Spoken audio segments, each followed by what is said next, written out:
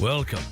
This is Cop Talk Uncuffed with your host, Jax and Ritz. Join us as we discuss current police issues and work on building solid community relationships.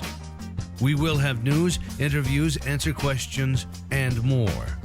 You don't have to have a badge to listen. We're here for everyone. Now, here are your hosts.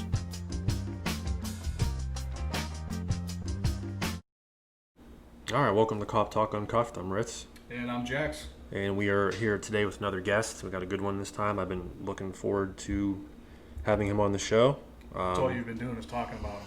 That's right, I have. I talked him up online, and he's here in the flesh. So we're going to go ahead and give the floor here to Coach Chris Amill. Appreciate it. Hopefully I live up to the expectations. Coach Amill, Chris Amill, head football coach at Cheney. Born and raised in Youngstown, graduated from Mooney, played football at Kent State, and bounced around some different schools and back home. Awesome. You met with Mike Pence recently. Yes. Yeah.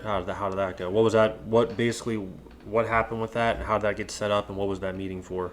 It was a big deal that was online, so I wanted to ask you about that. Yeah, it was a pretty big deal. I'm not 100% sure how it got started. I know he wanted to come into Youngstown to meet with the police chief and YPD about things that are being done here and things that can possibly be used across the country with police reform. And, he mentioned when I got a call from the White House that they seen the social media posts and things about YPD coming to practice and interacting with our players and wanted me to come down and meet with them and sit down and talk. So, that's kind of how that all worked out. And the meeting itself was pretty good. I was supposed to be a round table.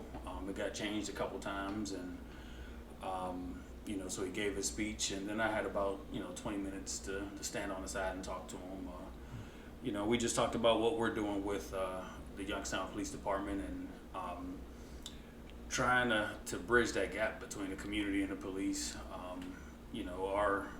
My boys at Cheney and then just the younger generation, everything they see on social media is real. They really don't know the difference. So you see the George Floyd incident, and to them, every police officer is like the cop that did that.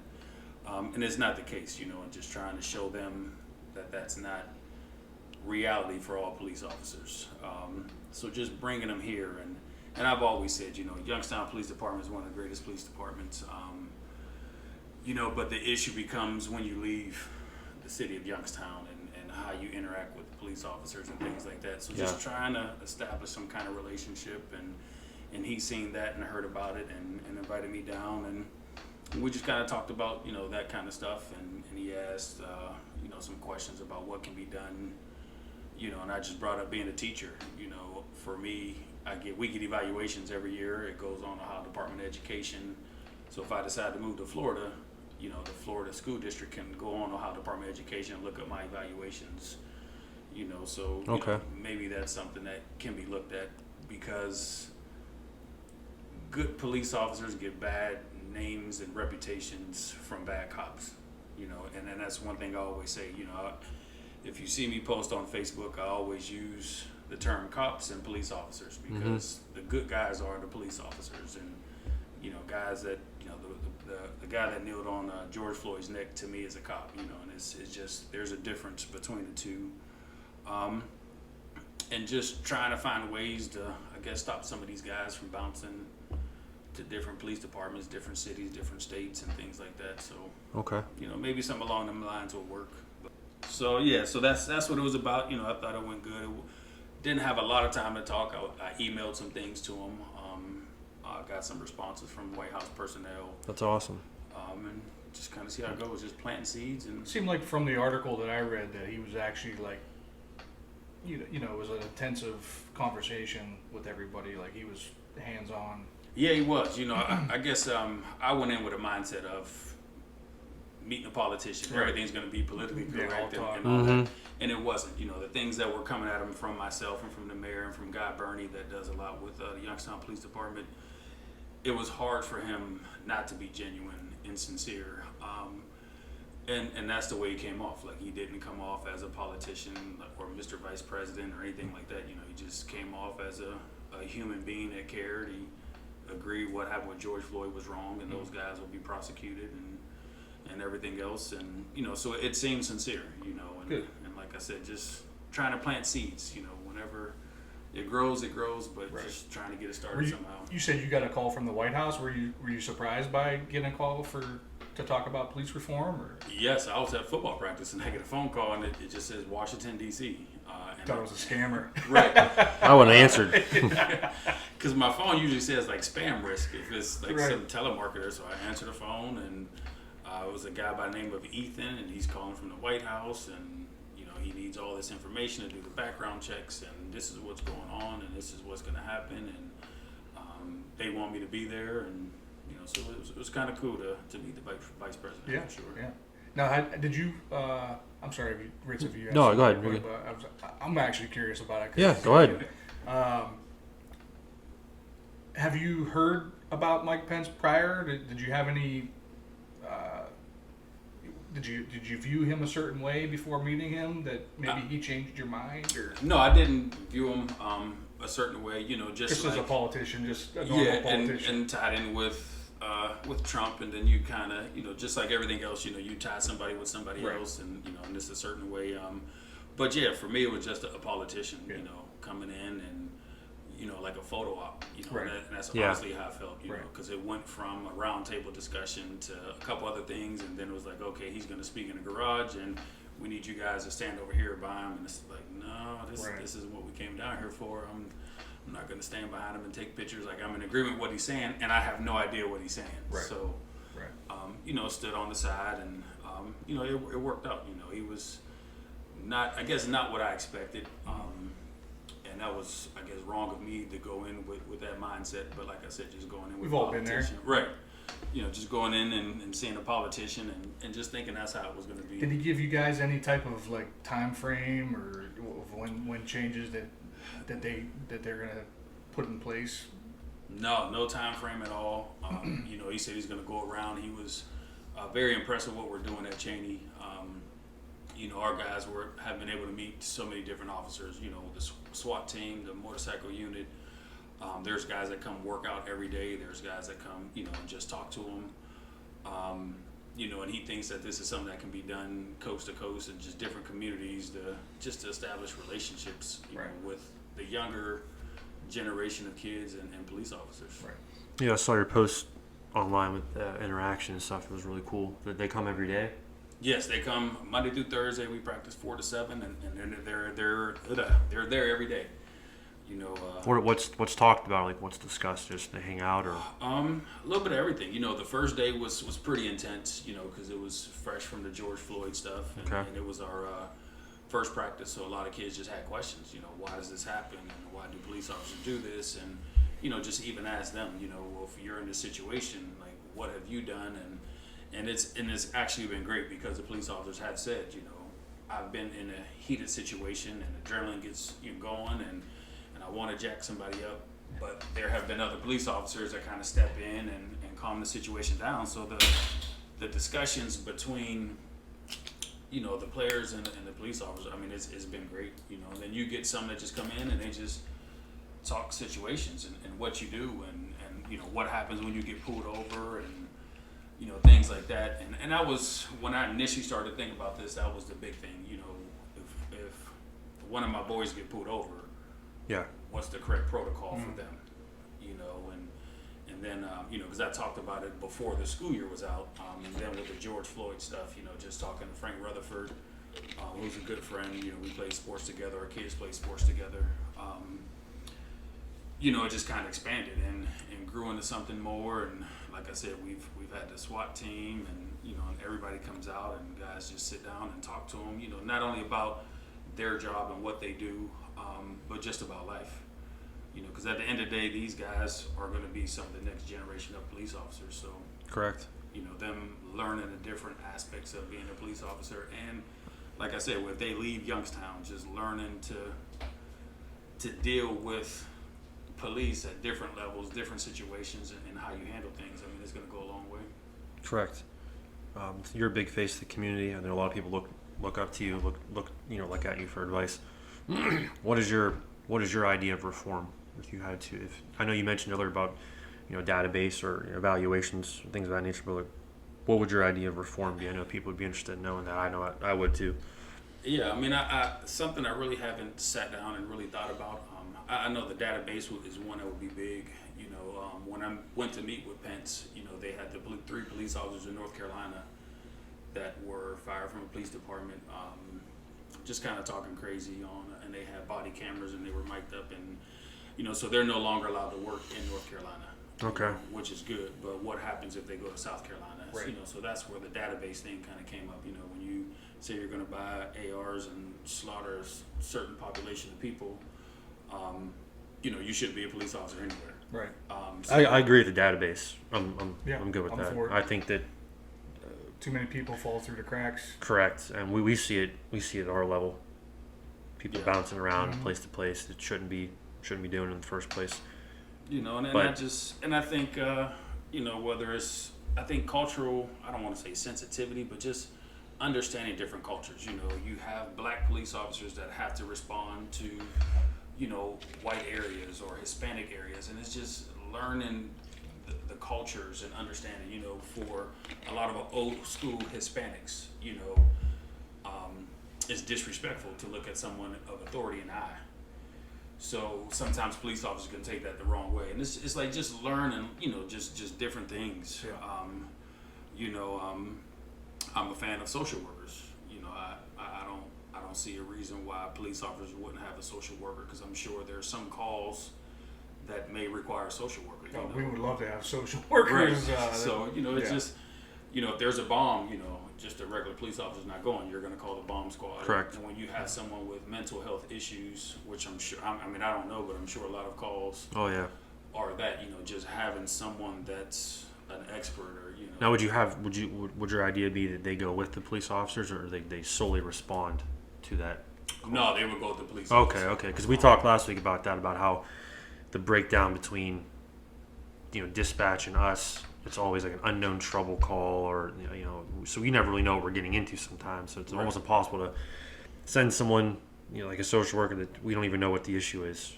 Yeah. A gun gets involved real quick or something like that. You Right. just never know. I mean, Right. just everything escalates sometimes beyond No, what I you're, think you it know, would what you're be prepared for. phenomenal to have those resources at hand. You know. Yeah, no, I agree with that. Once the situation is you know is okay, you call a social worker, they come. Right. You know, the problem is just there's not funding. You know, for Exactly. all these things Yeah. that we want, and we got to put a Band-Aid on a No, I gaping agree. wound. I've always said, like, one of the least funded and most underpaid professions are teachers and police Mm-hmm. officers. Absolutely. And it's just trying to find a way to get that money to be able to Mhm. do things. Yeah.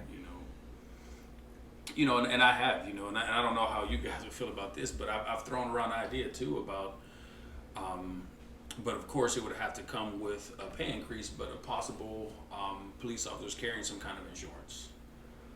You know, just like doctors have a malpractice insurance, so you know everything doesn't solely fall on the hospital if they do something wrong. Mm-hmm. Right.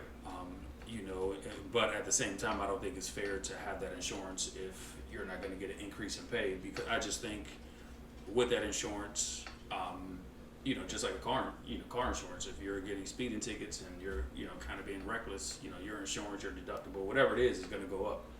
You know, so I guess going on calls, you know, sometimes if it starts to affect you somehow, you know, maybe I've heard police that theory. officers will- I've heard that theory before. I don't know enough about it really to. Right. Yeah. I don't want to comment either. Yeah, but so I'm not sure. I can understand that. And, Yeah. And Yeah, and I don't know. I don't know if it's been talked about before, but you know, I do have friends that are doctors, and you know, friends' wives that are doctors, and they talk about how much the malpractice insurance is, and I've had players that wanted to be doctors, and they were looking at academies, Naval Academy, Air Force, because they pay that malpractice insurance when you become a doctor, and they talk about how expensive it is, and I'm like, man, you come out of college with all these student loans to pay for school, and you got to pay for this malpractice insurance, and you got to, you know, well, what happens if, you know, we decide to do some of this with police departments? But like I said, at the same time, it's not fair to do it if the pay isn't going to change, you know. Yeah. it's nice to see somebody that can look at both sides of the issue and. Yeah, I really try to. I try to be level-headed, and I know, like, I've had times where just out of anger initially, and I just go with it. Right. We have to. And then there's times that I sit down and think about it. I posted something about the talk they had in Canfield. Yeah, what was that about? What happened with that? I saw you posted about it, but what? Was that with the chiefs of police? Yeah, but Yeah, I'm not sure what. And it was just a community thing. Like, Okay. are they doing enough to not be racist or seem racial and things like that? And they had different cultures there talking, and the police chief said, for them, he just doesn't think it's an issue. Like blacks are only pulled over at all the traffic stops. Only 10% are African Americans. And I mean, I can be a numbers guy, but numbers can be deceiving too, because Correct. if there's not a lot of blacks driving in Canfield, 10% can be high. Correct. So I posted that, and it just kind of took off from Yeah. there, from all over. And for me, like I've been pulled over several times in Canfield, never gotten a ticket. Whether I'm going to golf or driving to Salem to a sporting event or different things. And there's just some places that I'm not comfortable with, and just like I'm sure there's people in Canfield that just aren't comfortable driving around through certain parts of Youngstown, and it's understandable. I mean, it's the environment you're in and what you're comfortable with, and Yeah. some people take it the wrong way, but it's just No, I understand that. I get that. so it wasn't a bad article. I mean, I'm happy to see that it's being talked about. That's something that's big, because I know when I was growing up, that was something that wasn't talked about, especially in certain areas. So just to see the conversations and things like that, I mean, I think we're definitely moving in the right direction. It seems like things are, I don't know, I don't say getting better, but I think there's a lot more people talking, at least, and ideas and concepts and things like that are being brought up. And Yeah. Having a conversation is one thing, and that's why we started doing this, is to have an actual conversation without the yelling and screaming. And, Right. And there's so much misinformation out there, and people not telling the whole truth, and Absolutely. so that's part of why we started this, and to try to make a difference. Yeah, for sure. And I have family members that are police officers, and at the end of the day, I want them to get home. So and I know it's always lopsided, especially in the media, or depending on what part of media you watch or listen to. Yeah. So it's. Yeah, we talk about it, and we think it's just a lack of, like you said, understanding, respect, both ways. Like kids not being taught what to expect. I've been listening to a lot of people talking about not having a nuclear family. The fathers aren't, so there's nobody passing information down to the kids, and so I appreciate what you're doing with bringing the conversation with the kids and let them meet officers. And yeah, I think it's incredible. That's awesome. That's why another reason I wanted you on the show is 'cause that's crazy. It's not a lot of people are doing that. right. That's where it starts. Yeah, it definitely starts there. Yeah. It has to be done, and we have kids that go down to first grade that are practicing with us. They have siblings on the team, so they're able to be in these conversations and things Right. like that. So just trying to find a way to bridge that gap. Community policing is the best thing for kids. Yes. I used to work a canine. I was a part of a canine unit, and kids loved seeing the dog and get them out of the car and let the kids pet them. Right. So anytime I saw a big group of kids, I'd always stop, and because they remember that. Absolutely. And it's unfortunate that we often don't have enough time or the opportunities to go do that. Right. The little kid, you see them on while you're driving down the street, the little kids, they'll all wave. Yeah. 5, 6 years old, and Oh, then yeah. when they get about 12, they stop waving. Exactly. Yeah. But sometimes it is just that interaction. It's the same with teaching. Like you're dealing with so much stuff, and you're pulled so many ways. You really don't always have time to Yeah. talk to those kids that are doing great and doing everything, and just give them a pat on the back. I actually think police officers and the law enforcement and teaching is kind of on the same path. I agree. If I wasn't a cop, I'd be a teacher. I originally went for teaching. Did you? I agree. And I went to become a police officer. I did everything with YPD, passed the testing, did my physical, did everything, and then said I just couldn't do it. Just Right. being from Youngstown, I just didn't know what I would do walking up to a scene and seeing somebody Right. that know whether they were killed or handcuffed or Right. pulling a friend over, and Right. It's like, yeah, no, this isn't for me. It's definitely, it's not for everybody, and No. and too many people get into it for the wrong reasons. We talked about that before, whether they just want to look good in a uniform and have that, or or somebody that was bullied in high school and they want to go out and prove a point. But the people that are actually go into law enforcement for the right reasons are the ones that are out there making a difference, I think. Absolutely. Because I know there, even with YPD, there's guys that just pass out stickers. But like you said, you're just so busy, you just don't always have that extra time to just stop and spend that time, with guys. And when I first started, I'm not going to say the department, but it was where I started out at. The guy I rode with, he would go buy a case of suckers, and we would drive around and pass out suckers to kids as we ever see them. Which the smallest things make the biggest difference. Kids remember that. Yeah, we had a lot of downtime recently with the whole COVID thing and things of that nature. Summer's here now, and kids are outside playing sports, football, basketball. I try to get out and engage kids all the time, but it's summer now, and the calls are picking back up, so it's harder to have those contacts as much because we're just slammed call to call. Right. But I think it's important to get out there and do as much as you can. But the other aspect of it too of the job is you got to go out there and do the job. So having the opportunity and time to go out and interact sometimes isn't always there. Right. But it's important to find it. You want to find it. You want to do as much as you can. But it's hard for sure. Yeah, sometimes it's call to call every day, and if there's ever like a lemonade stand, try to get out and help or contribute. But sometimes you go past those kids because you're running red to something else. And then you got cops who will go shut down a lemonade stand. Yeah, you never find me doing that. But yeah, so it just it's one of those things where you're operating without a permit. Yeah, how dare you? Yeah, that actually does probably happen. Sadly. Yeah. That's crazy. Yeah. I'd like to ask you a couple questions on something you said earlier. You said that you've been stopped a few times and not been given a ticket.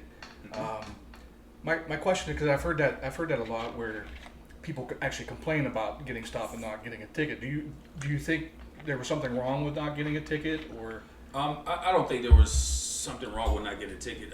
Just trying to find out why I was pulled over. Right. It was always my thing, and people are, they always say, sometimes it depends on how you react. It's going to determine whether you get a ticket or not. Right. And I usually do try to take the high road, but there's some times that I can't. When the first question is, where are you going? Right. What difference does it make? Right. Like, did I do something wrong? And if I did, fine. I'm one of those guys. If I get caught speeding, I get a ticket, fine, because I'm sure I sped 20 other times and I didn't get caught. Right. So yeah. I'm gonna take my ticket and I'm gonna pay my fine and go on about my business. But I know when I go into certain areas, I'm driving the speed limit. As well do I. Right. There's both certain hands areas on the I don't steering know. wheel. Same. So when I get pulled over, like, why am I getting pulled over? Right. And then to not get a ticket and just be told to be careful, or Right. it doesn't. No, make sense. you have to have communication. And that goes back to that the interaction. I mean, there's so many robotic police officers. They don't know how to talk to people. Right. So where you going is like a part of like their conversation. They don't know how to talk to people. So it just sounds bad. Right. Like it's not like I'm sure some it's an intentional thing, but some people are they're just socially awkward. They don't know how to talk. I ask that every stop. I just don't come out. I just don't come out. That's the first thing I say. I mean, if you don't want to tell me, you don't have to tell me. There's something. A lot of times, if you're running someone's information, there's like an awkward silence there for a few minutes where you're waiting for the dispatch to get information. You just where are you going? What's going on? Or something like that. But there's different ways to go about it. To talk, you could. I never really engage that way. I'm always, hey, how are you? What's going on? How's your day? I get certain times a high crime area. Hey, where are you going? Sometimes it is what it is. Yeah, that's perfect. But some people just come across in a bad way, and I can understand that because it just sounds like you don't just say it as soon as you walk up. Yeah. Hey, where are you going? Right. I'm like, hey, how's it going? Yeah, exactly. I'm doing good. Where are you going? So, yeah. Right. Yeah. I tell people right away, hey, this is why, how are you? I stopped you, your license was suspended, or, you ran a stop sign. So right away, this first thing I tell them what the reason is. Yeah. And you go from there, Right. You check, more often than not, as long as someone's cool and everything's, code 6, situation under control. Yeah. Give people a verbal, Or if you're on the West Coast, code 4. Yeah, yeah. So, but I mean, you don't have to, you have to know how to talk to people. You have to know how to talk to them. Yeah, But one of the other things I wanted to ask you, I seen the mayor say, and I think you touched upon it a little bit, that the black community doesn't really have to worry about the police in Youngstown. It's when they travel outside of Youngstown to the suburbs. Do you agree with that? And I have a follow-up question. Yeah, I do. Okay. And I think it's just, I don't know if it's just an unfamiliar face in a different area. Right. I know you will have, the police officer that will pull you over because I'm black driving in a certain area. I'm not going to be the guy that says that doesn't happen. I would assume that there's guys out there to do that. I'm not one of them, and I don't associate with anybody that does that. Right. I kind of took offense though when he said it. I look at it as like, we know the people of our community, and if we've stopped them once before, we know who they are, so we're not really looking at them again. Right. But I mean, obviously, unless they're speeding down the street, I'm not saying I'm not going to let. Right. No, I agree. But if we see something we don't know, it might pique our interest a little bit more. Right. Does that make sense to you? Absolutely. And that's why I said just being unfamiliar. Just being a coach and being just playing sports myself, and then my son's playing in sports. We're playing in tournaments in Springfield, and we're in Poland, and we're in Canfield, and just driving all over the place, down in Crestview and different places, and sometimes just for me being in unfamiliar territory. Absolutely. I do get nervous. Right. And when a police officer does get behind me, I get a little tense and I get nervous. And especially if hey, like you said, I'm not going to mention the officer's name, but his name. Right. I'm friends with him, and like, well, no, we don't know him. Exactly. Yeah. Gotcha. And even in Camel, my my parents, they live in Camel, and for a while there it was rough, driving through Camel. So even going there, it's just driving the speed limit and different things. So I mean, for me it gets a little nervous. Just being in Youngstown, being familiar with a lot of the police officers from YPD, I'm not as nervous if I get pulled over. Because the interaction with YPD and people they're used to in the inner city, it's common. Right. So being somewhere else and leaving, totally get it. When I coached at Mooney, leaving PJ Feckle's house on Calla Road, or North Cal, whatever street, like off of Calla Road in New Middletown, I would be nervous driving home, and if I would get pulled over, I am a little nervous. Right. And for me, it was never a thing of disrespect. I'm just in unfamiliar territory, right. And I know for a lot of them, I'm unfamiliar. But then at the same time, I do know that there's probably a couple that are pulling me over just because. Right. So just all those different factors. But the guys that pull you over because it's unfamiliar, those traffic stops are night and day between the guys that pull you over because they want to pull you over. Right. It's almost like they're trying to push buttons. I appreciate you clarifying that. I totally get where you're coming from. I just when I read the article that when he said it, I was like, that doesn't sound right. Right. Yeah. So no, it's different, and I'm sure it happens in Youngstown. Yeah. If you're in certain areas, and they run your plates or whatever, and you're from Canfield. Oh yeah. What's this little white boy doing right, down what here? are you doing? Exactly. And things like that, and guys used to pick me up when I played at Mooney. They would pick me up so we go out, and they're on the south side, and you would see it sometimes, like YPD would look, right. A little different, but then they would recognize the house they were at or people that were at the car, and then everything was fine, Right. But I mean, I'm sure it happens in Youngstown just like it happens everywhere else. Yeah, I agree with that. Mm-hmm. How often that you got stopped that you actually think that it was for no reason at all? Did the officer ever not give you a reason why he stopped you? Just they checked you out and yeah, several times, not given a reason, just checked out and just told to be careful, have a good day or whatever it was. Yeah. The demeanor changed at the end of the stop, and And I don't know how often, because honestly, like, I do everything I can to avoid driving through certain areas. You know, if it's a sporting event, that's just, I mean, I'm like, why you would not even like have a closing statement, or you know, like it's terrible. And that's part of the problem. That's part of the communication I was talking about. That's, I mean, communication is the problem with the whole society, or, you know, relationships, you know, husband and wife. Things go bad, it's communication, you know, with everybody. And with technology, it's getting worse because everybody texts everything. Exactly, no talks. People don't talk anymore. No, absolutely. No one knows how to engage and speak. It's all. You know, that's one thing I've been pushing for with, you know, my guys at Cheney, like, just to have a speech class, just to learn how to just talk to people, period. You know, just not even speech and debate, and not even worried about talking to the media, but just learning how to interact the right way with people. If you don't want to answer, it's fine. Have you gotten any pushback from officials at the school about what you're doing? Absolutely not. The officials, from the CEO down, have been all for it.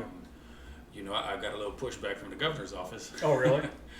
Just with the social distancing, you know, just taking pictures and things like that. You know, I had to take some things down from social media. Like when the motorcycle unit came, like, our kids were so excited, and they were crazy. And we're broken up into different groups, so it's like one group at a time will run over, and the group is of 10 people, and it's, you know, 4 or 5 motorcycles, and they're looking at the motorcycles and pushing the buttons, and sirens going off, and the horns, and then they would go back, and a different group would come. But then before they left, I had everybody come over and just take one big picture, and yeah, I had to take it down, those social distancing, and that didn't go over well with the governor's office. Yes, that's a big thing. Yeah, don't get Rich started. Yeah, don't get me started on the coronavirus and social distancing. We talked about that last episode. So no pushback whatsoever. That's awesome. So you plan to continue that for however long? Yeah, I would like to do this every year during the summer, and just come down and hang out. You know, some of the guys that came, we have resource officers in the school.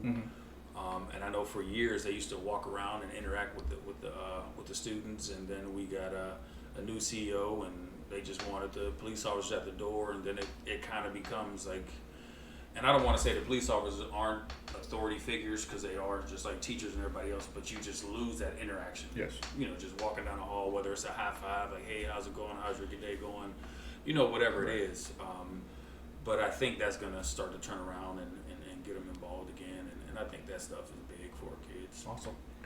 Now, when Youngstown had the protest, were you in that? Did you partake in that? I went to the very first one in the morning. Okay, I thought I saw pictures online of you. And then I went back down when people were trying to tear up my city. Wasn't going for that. I want to talk about that.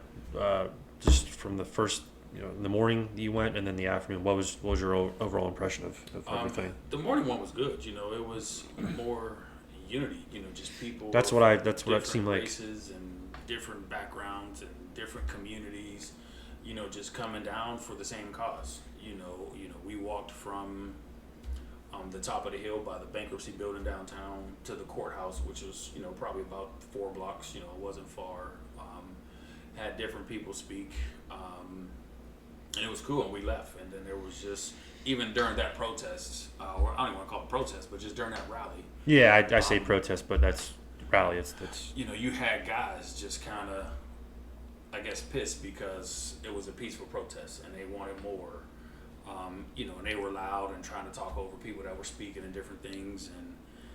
And I had actually had a staff meeting at Cheney, so a lot of my guys from the staff came down, and then we went back to Cheney, and I just so happened to go on Facebook Live and seen people trying to throw bricks through Chauvin and different things. And I told my coaches I'm going back down there, and they got in the car and we all rode down and, you know, just stopped it. You know, it's senseless, you know, just to come and tear stuff up, because like I said, at the end of the day, what happened with George Floyd is wrong, but it wasn't our police officers. It wasn't the city of Youngstown. So what makes you think that you can destroy what's here? Yeah. I appreciate you saying that too. Yeah. Do you know if they were from Youngstown, or there were a lot that weren't, you know, even during the rally in the morning, the first one, the guy's like, oh, this is the one I thought it was. You know, I came from Akron, I came from Chicago, and I was supposed to be at like this one that starts at 1 or 2 o'clock.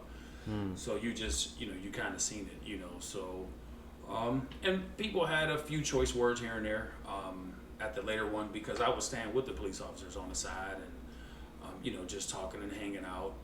Ryan Curry, who I coached at Mooney before he went to Ursuline, related to him, just talking, laughing, hanging out, and guys protesting just didn't care for it, and they had some choice words. And, this to me is comical because, everybody can be tough when they know you can't put your hands on them.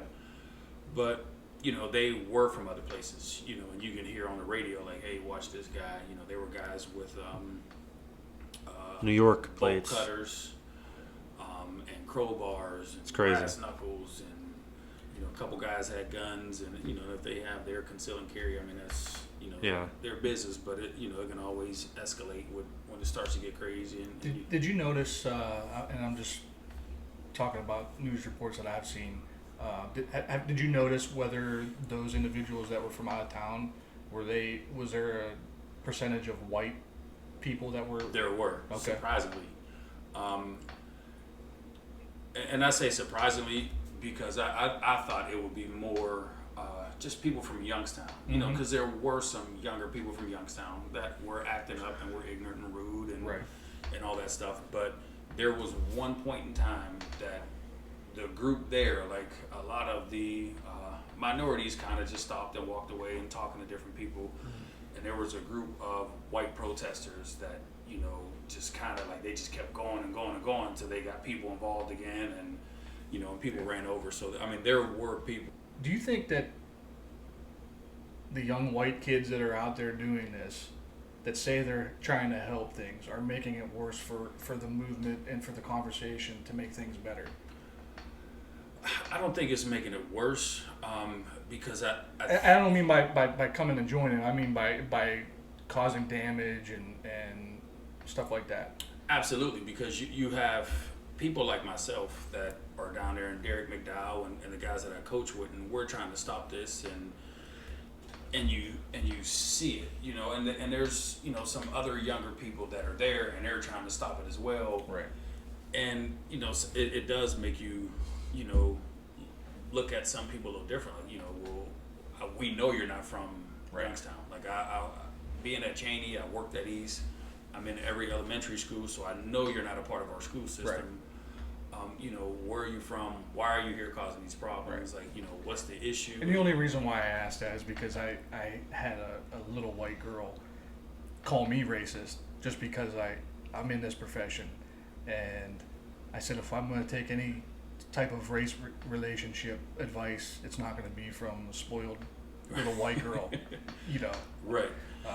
And that's the big thing, just trying to find a way to get our younger people just more educated, because you'll get it from our kids, like, oh, I'm not going to talk, I'm not a snitch, I'm not this, you're the ops, you're the feds, and this, they just got this perception because that's what's talked about in songs and movies, right. And it's like, no. We talked about that the last episode, when there's a murder in a black neighborhood, witnesses don't really want to tell the police what happened or who did it, Yeah, and I've always said that was for several reasons. One, it's, I guess, an unwritten rule for some people, and then two, at the end of the day, they have to come back and live in that community. So the ones that would speak up are probably nervous because at the end of the day, you're going to be off your shift, and I know you're not going to be around my house. So when these guys come back, right, I get that. I agree with that. How do you make the neighborhood safer though? If you're not going to, get that murderer or drug dealer off the street, how are we supposed to clean up that neighborhood for the people to live there? Yeah, I mean, I think more policing, like just in that area, will help. And I just think there's a way about talking to witnesses, to get that information. I'm a big fan of First 48. Okay. And, I love that show. And after the homicide, they're walking. It's up not canceled.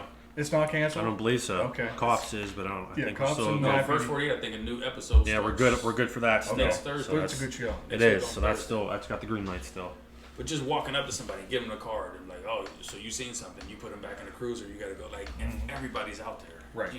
I think it's just a better way. Yeah, there's ways to go about doing that. And I think finding those ways and making people comfortable to be able to speak up and know that they'll be safe, I think will go a long way. But you know what I'm saying? Like they don't show the whole stat. Well, there's more officers in high crime areas because they're trying to bring the crime down.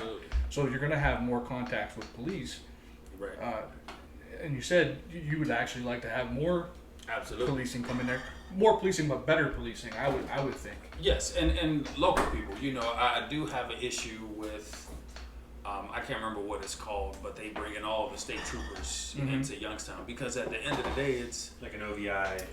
It's not even like the saturation patrol, because it's people like myself, you don't put on your turn signal, I'm getting tickets, and the guys that they're supposed to be coming here. It's all for staff and stuff. Yeah, I mean, so it's it like that stuff irks me, because they're just, I don't want to say they're looking for reasons, but at the end of the day, that's why they're being brought in. Right. To try to find something. If they don't find anything, their program gets cut. Right. Yeah. So they're going to pull over cars, and I think things like that hurt the good citizens more than the bad ones, because the knuckleheads are going to stay off those main streets and those state highways. I would just like to say one thing that we talked about earlier about officers that don't say what they stop people for.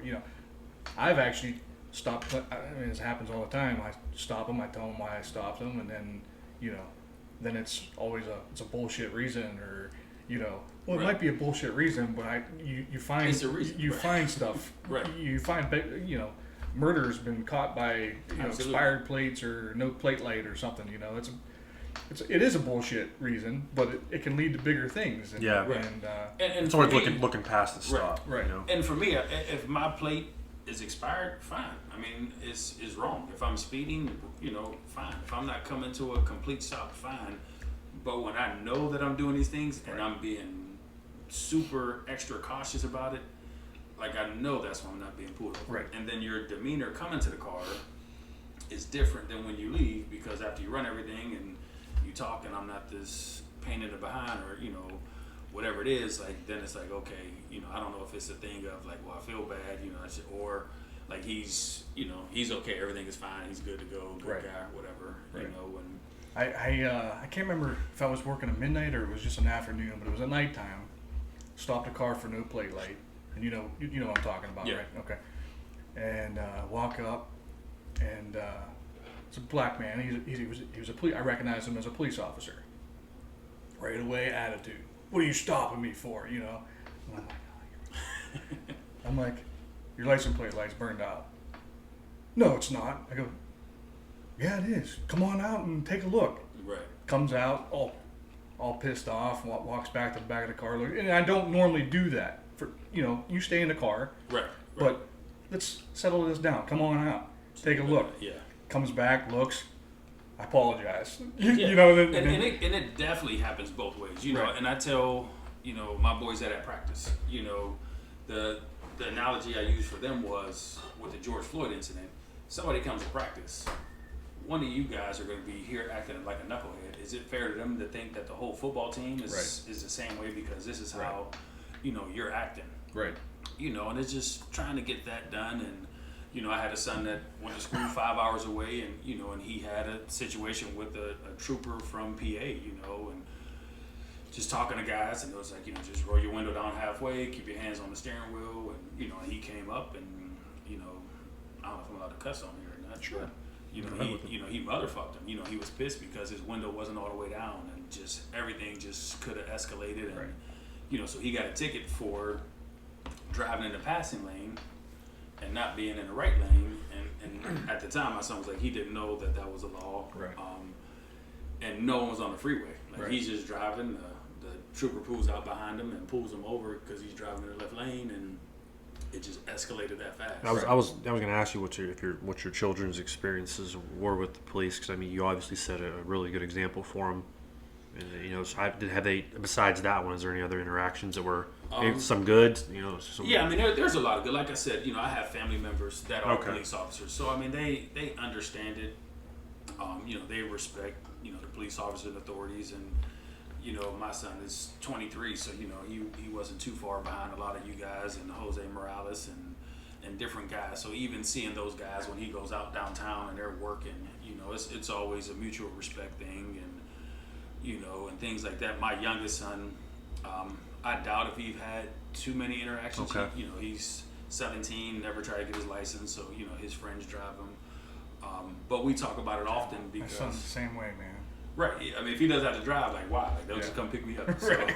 Yeah, absolutely. but his best friend is Mike Pellini, so he's always in Canfield, so, and we've had conversations, not just about the police, but, just the way he's treated different by different people that live out there.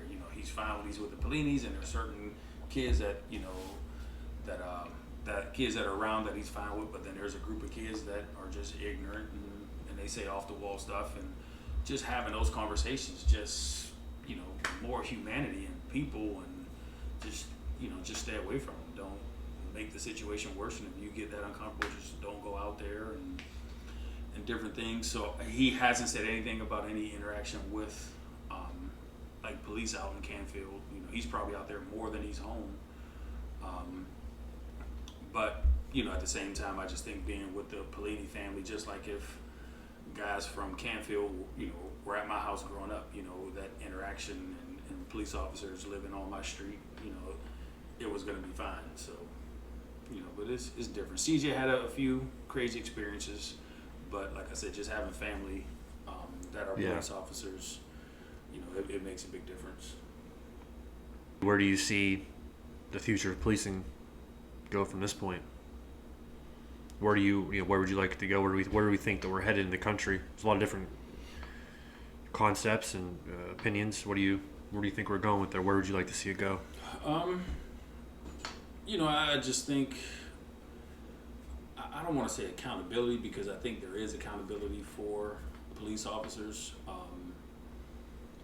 I don't know if it's more, you want to say community policing, but you don't have as many people from inner cities that want to be police officers, or just want to stay in the area to be police officers. They want to leave.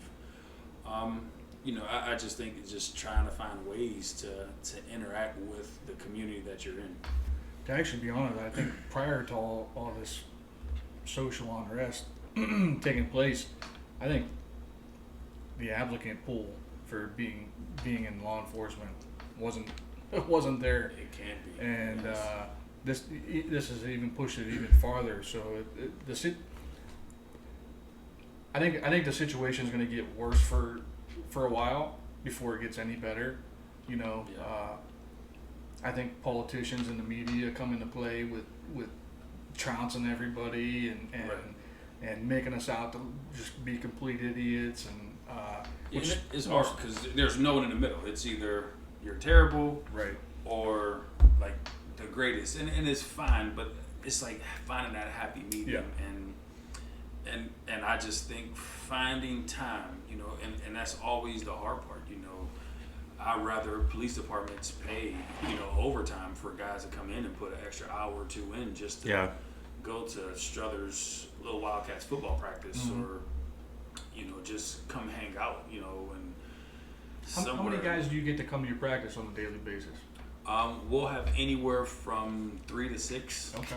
When the SWAT team came, they brought 2 trucks. It was probably 9 police officers. Like I said, you had the 5 from the motorcycle unit, and then we'll get 2 or 3 that will come with shorts and t-shirts, and they're going through the drills, and they're doing bear crawling, and they're working out, lifting weights, and they're doing everything the guys awesome. are. Yeah.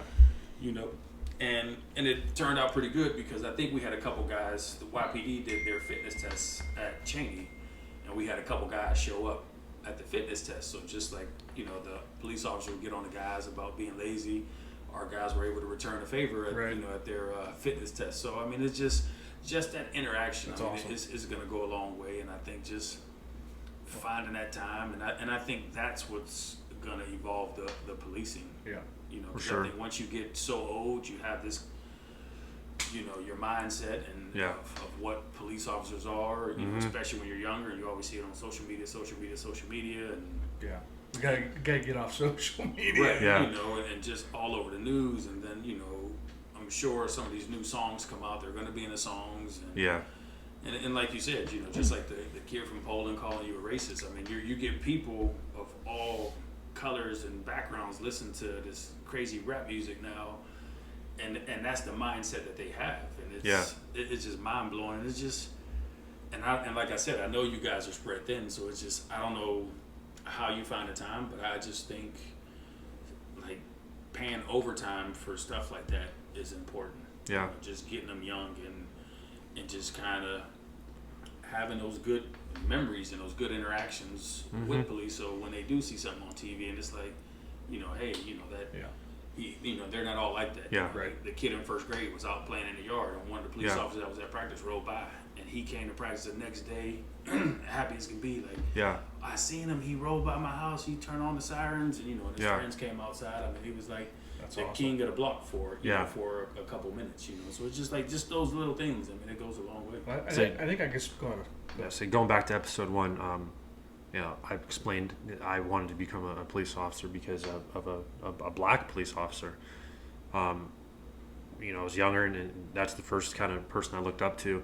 And then going back to high school days when I played at Mooney, I looked up to you as a coach, as a black coach. Stop kissing ass. Well, I'm just saying, I'm putting the perspective on it that so hopefully, with the way things are kind of reversed now, that in a predominantly white police force, that maybe a young black kid could look up to a white police officer, and that could be kind of a source of inspiration, or kind of a source of someone being kind of a role model. It's like it all comes back around. But that's interesting perspective on that 2 highly influential people in my life were of someone of a different race. Yeah. So hopefully now, 2020, we could have that flipped, maybe, and have different perspective and things like that. So it's very possible. So I think the more positive interactions you have, the better outcomes you're going to have. Mm-hmm. But we're going to have a football season, or what? What do you think? I'm hoping.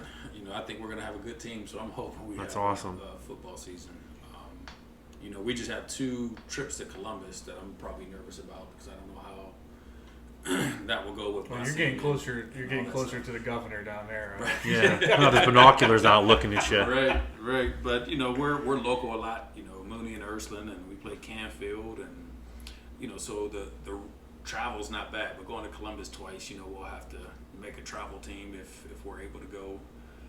They have talked about moving it to the spring, which I think can be hard because if the state playoffs end in July, and then you're talking about turn around and starting the football season again in August, it's just not a lot of time for your body to heal and for sure, and get in a weight room and do all that stuff. So hoping for football season for sure. We are too. I know that. Yeah. High school, college, pros, all of it. Right. I need football. We all need football. For sure. But I don't know. Anything else? I think I can speak for you. If there's anything that we can do for you, if there's, we'd love to have you come back. I hope you had a good time. And absolutely. And if you guys, you guys are more than welcome if you ever want to come and hang out at practice, speak to the team. I know Eric Ungaro, who's a commissioner, I think, out in Poland, or trustee. Mm-hmm. I'm not sure. I think that's the right title, trustee. Like, he's come down and he's talked to the guys. So if you guys want to come down and hang out, and if you want to get a workout in, God bless you. If you all right. And, I'm about to get some shape. If you just want to come and hang out, I'll show you the way. There you go. And talk to the guys and just be around. I just think it's big. Just having the different backgrounds and different communities, and just seeing people that don't always look like them. Mm-hmm. That care. That stuff just goes a long way. And with policing, that's going to be the case in a lot of areas. But everybody, like I said, is not the cop that put his knee on George Floyd's neck, and Correct. trying to teach them that, and having you guys come and hang out. Yeah, we would stone him if we could. Right. We're not a fan. So I appreciate it. I had a good time, and would love for you guys to find time and just come hang out. Absolutely. Cool. I'm down for that. Yeah. Any police officer, listen, we go Monday through Thursday, 4 to 7. You want to come hang out? Okay. Awesome. Hang out, throw some balls. We'll get the word out. Yeah. Yeah, I'm down for that. I'll break some ankles out there. Yeah. Sure? Sure? Your own. Probably break your own. I didn't say who they were going to be. But... That's true. All right. Well, I don't know. That should be it then. All right. We appreciate it again. Thanks for coming on the show. See you guys. Thanks for riding with Cop Talk Uncuffed. If you like the show, Please follow us on Facebook and Twitter. Also subscribe and like our videos on YouTube. Let's partner up again next time. For now, we're out of service.